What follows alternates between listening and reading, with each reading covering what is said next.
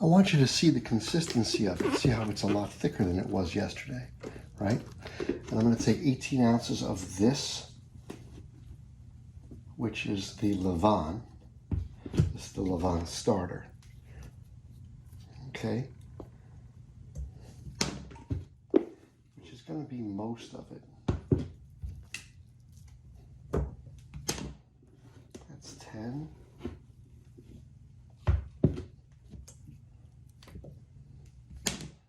15.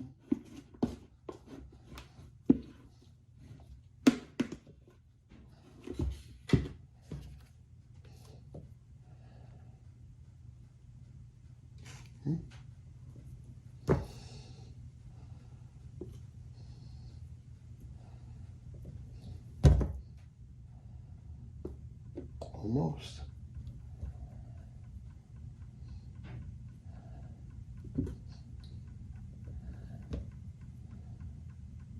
Perfect. Okay. So that's 18 ounces of the Levan starter. I'm going to mix with that 18 ounces of spring water. And I'm going to stir that up. That's going to become a batter. And then I'm going to use a tablespoon of sea salt and 20 to 24 ounces of bread flour. And that's what's going to make our dough. So the next step is going to be to mix that together, start kneading the dough. And in the meantime, I'm going to feed that chef. Okay, can you see inside there? Let's see. Yeah, we can. Good. Okay, so first things first, I have to now break down this bit of doughy mass into more of a liquid. So first thing I'm going to do is stir this up, and it's going to become a nice soft liquid. But this Levan starter is the key to making this beautiful next piece of bread that we're going to make. And the bread we're going to make is from the Bread Alone book. It's called My Personal Favorite Pan Au Levan. And I'm going to mention the page number and everything. And it's real simple. I mean, you know, it requires attention more than anything. And it requires some patience. But the steps in between are not very difficult and not very time consuming. The problem is that, you know, when you're supposed to do the next step, you've got to be there to do it. And you have to keep an eye, because sometimes your dough will rise faster than you expect or not as fast as you hoped, and then you have to adjust. And temperature is a critical aspect of this, and that's the one thing that I have a very hard time controlling in the house. So probably what's going to happen is this dough, when the first proof is going to happen in the oven. Like, I'll just warm the oven up a little bit so that it's warmer in the house, and I'll get my first proof going on in there. And then after that, we're going to shape the loaf and then proof it. So you see how it's turning into a liquid. I've got some chunks, but it's turning into a nice liquid. And then, of course, I have 20 to 24 ounces of bread flour waiting at the side here to go in. And, of course, my tablespoon of salt. You can't forget the salt, otherwise your bread's going to be, it's not going to taste good at all. Okay, so you see it's pretty much all liquid. I have a few little chunks in there, but it's not a big deal. It's all going to get kneaded. And now we're going to add some flour.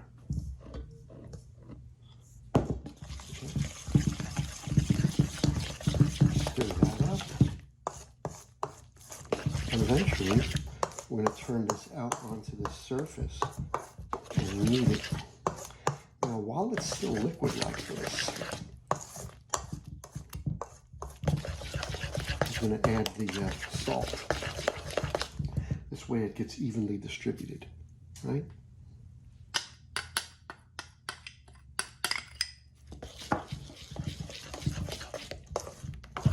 Okay, that's a tablespoon of sea salt. And now some more flour.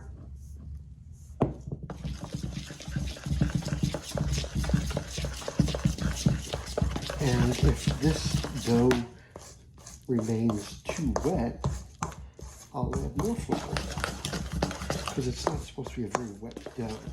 It shouldn't be a very sticky dough.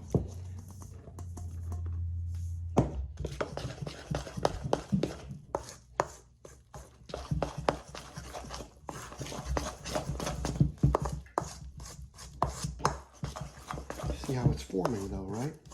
So I think pretty soon I'm going to turn it out onto the board. Not just yet. Looks like I'm going to need more than 24 ounces of flour also. That's just my gut feeling. Yeah, don't worry about that flour that fell out, because that's all going to get mixed in. Okay, I think I'm going to just turn it out onto the board now.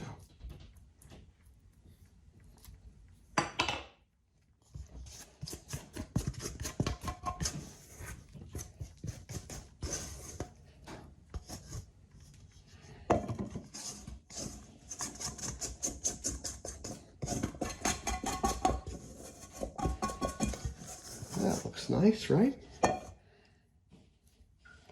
All right, now the work starts, because the kneading process can become a little bit strenuous, but you know, it's cool. Hold on. Alrighty, so this is going to get messy before it gets neat, so bear with me. And like I said, the recipe said 20 to 24 ounces of flour. I guarantee you I'm going to have to throw in more than that, because this dough is quite sticky.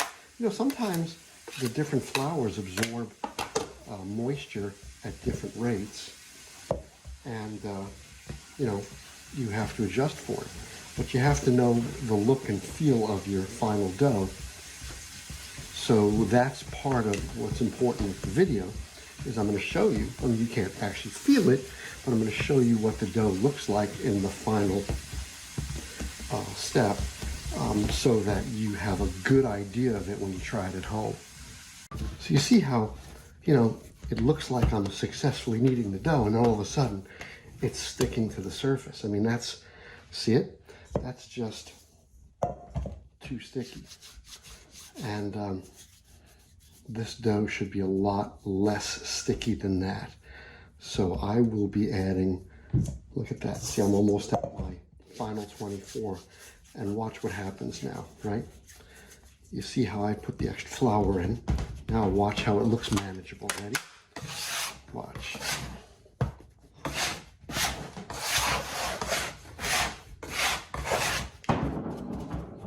Right? It looks manageable. Now watch what happens.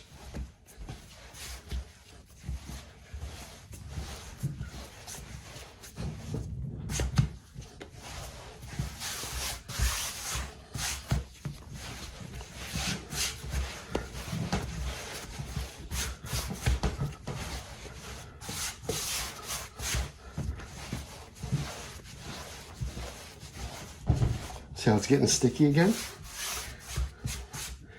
That means there's a lot more moisture in this dough.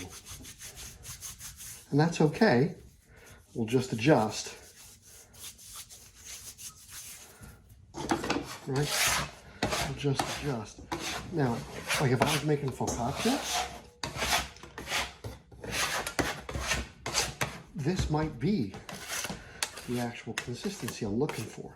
I might want a wetter dough for the focaccia, but for this pan au levan, I think I want a drier dough, because I want it to form into a nice loaf, whereas the focaccia is going to be a looser texture.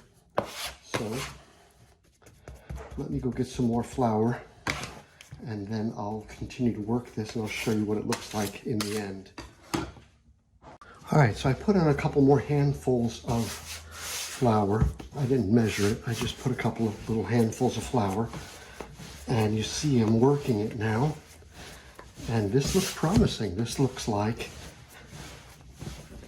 it's going to turn out to be the perfect consistency. Now see, I'm not trying to incorporate all of it in.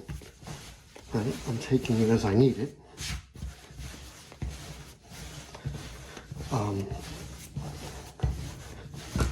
And you see how the dough is kind of bouncing back. See that? I didn't put all that in there. But now I feel it getting sticky again. And that's okay, because it does have the right feel now. I think I like the feel of this dough. It is a little bit sticky. See it, how it's sticking to the counter now?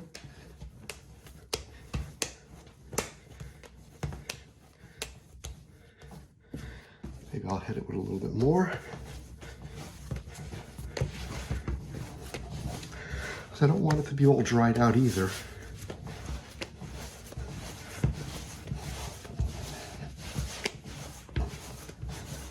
And I've worked it pretty good. So now the gluten's going to be all worked up. Ooh, I said the G word. Oh, people are afraid of the G word.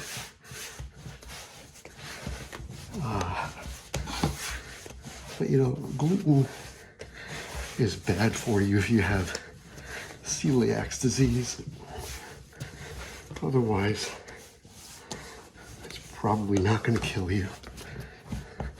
And it's really delicious. What did Tom Papa say? Tom Papa, one of my favorite comedians, he's like, yeah, people stop eating bread.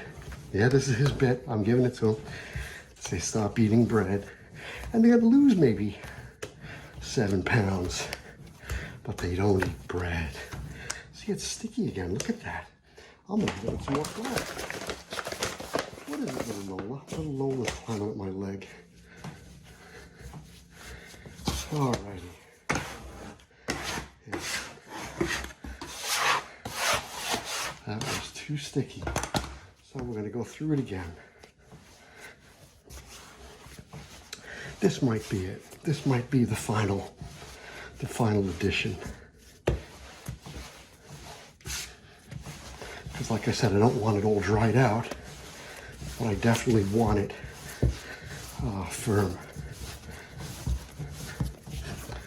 All right, I think this, see, it's still sticking to the counter a little bit, but it's not a very sticky dough. I think this looks good, right? See how it bounces back when I punch it in? It's not dry, not all dried out. I think that's gonna be a good dough. So now what I'm gonna do is I'm gonna put some olive oil in this bowl. I'm gonna let it rest in the bowl for a couple of hours. Then we're gonna punch it down. And then we're gonna form the final loaf and let it proof. Okay, there's my oiled bowl. And I got a little oil on my hands. Okay.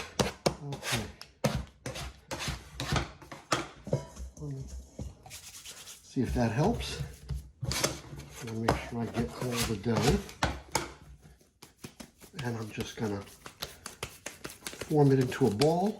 See, I'm able to handle it without it really sticking to my hands, but it is still, it's not a dried out dough.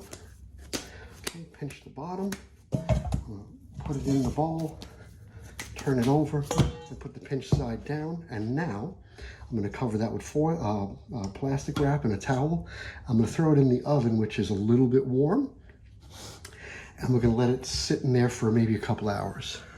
Okay, so you see it's covered with plastic wrap. I'm gonna put it on a sheet and I'm gonna cover it with a towel and I'm gonna throw it in the oven. And the reason why it's on a sheet is because if this happens to spill over and I don't notice, let's say it rises too fast, I don't want it spilling all over the oven. I'll tell you a story about that.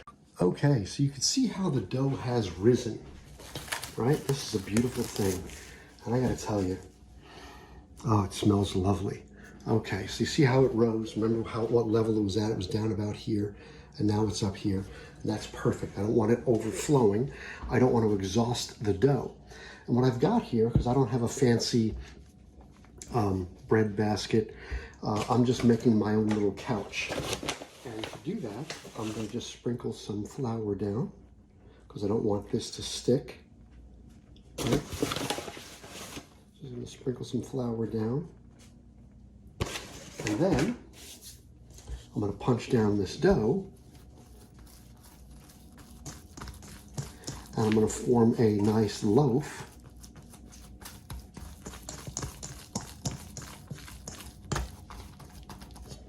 Maybe I'll do that on the side here. We'll form a little loaf. And then I'm going to put it on the couch. You know what? Let me move my operation. Okay. So now I punched it down. I'm going to knead it a little bit. Okay. And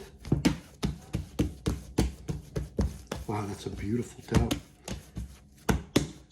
Okay, so I'm forming out a disc. And then I'm gonna punch down a seam. You know what? Let me roll it into a ball.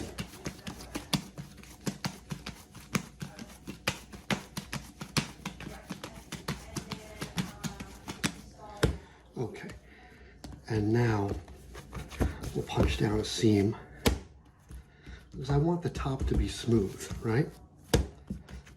Okay, and I don't want it to be too big. And now, let's move that aside, bring our couch back, because this dough is now going to rest seam side down for, I don't know, 3-4 hours, right? Sprinkle some flour on top. And then the real trick here is going to be rolling this dough out onto the stone later. But let's just cover it up. And now we let it rest for about 4 hours, and it's going to get very fluffy. So it's about 40 minutes before baking time.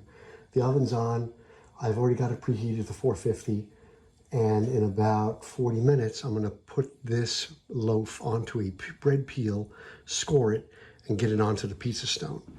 And the only mistake I made that I know of is that it's right now seam side down, and it should have been seam side up. I don't think it's going to make much difference.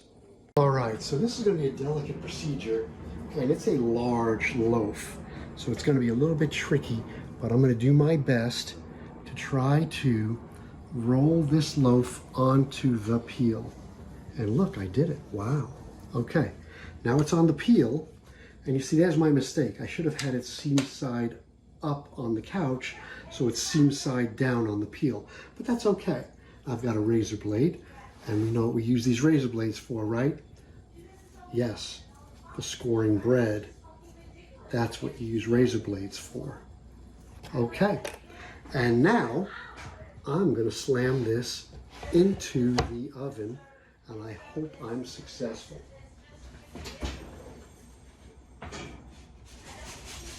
Oh, wow. And there it is in the oven.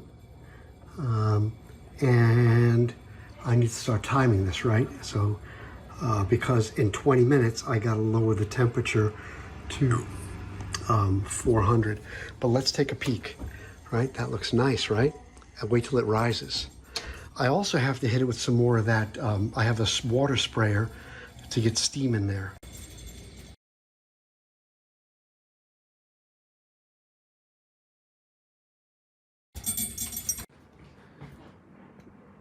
Alrighty, so there it is, my favorite pan au levan, and I will tell you, it is page number 205 in the book. Page number 205, and I'm going to pick it up. You can see the bottom, and you hear it's just hollow. It's wonderful. Well, it's too hot now to cut. You're going to hear, well, you might not hear it on the video, but it's going to crackle a little bit. So the crust is going to crackle a bit, and And this is going to be delicious. So, and maybe we'll have it with a little tomato sauce later. I don't know. What else was I going to say about this? So it's on a wire rack right now so that it gets cooled. You can't cut it right away, obviously. Well, maybe not obviously, but you can't cut it right away. But it should have a nice delicate crumb on the inside. What I will do is I will video what the inside looks like after it cools.